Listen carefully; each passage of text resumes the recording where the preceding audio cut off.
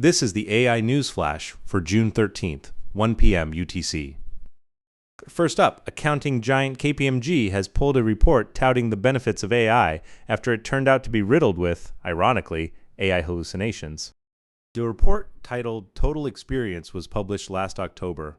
The AI detection firm GPT-0 investigated, and the Financial Times confirmed that of 45 citations, only 5 accurately pointed to real sources, while 40 had fabricated titles. Case studies involving UBS, Swiss Federal Railways, and Transport for London were simply invented. UBS called the claims factually incorrect, and roughly half of the report's assertions were fabricated or misattributed.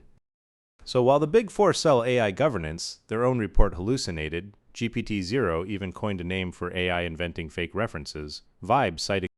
Next, New York has become the first state in the nation to require ads to label AI-generated synthetic performers.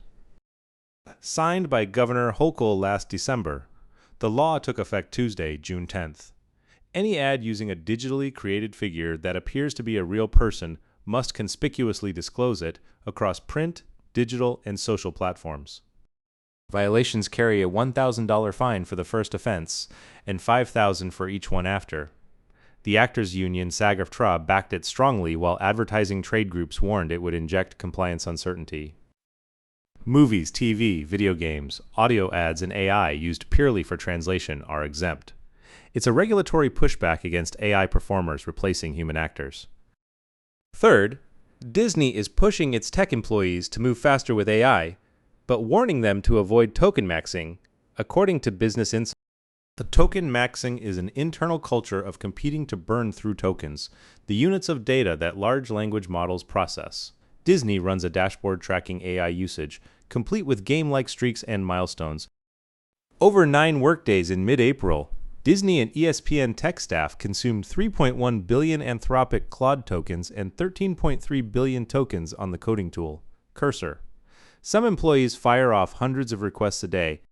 For Josh D'Amaro, who became CEO in March, AI is a top priority. The challenge is boosting real usage without rewarding people who just game the metric. Finally, nearly everyone agrees AI should be taxed, but they sharply disagree on how, the New York Times reports. The proposals fall into a few camps: a compute tax on processing power, a robot tax on automation, or simply taxing AI companies' profits. The worry is that if AI displaces jobs and shrinks wages, the tax base erodes. The idea traces back to Bill Gates' 2017 robot tax, and OpenAI has floated public wealth funds and a 4-day workweek. But groups like the ITIF argue a compute tax would be a mistake that slows AI's progress.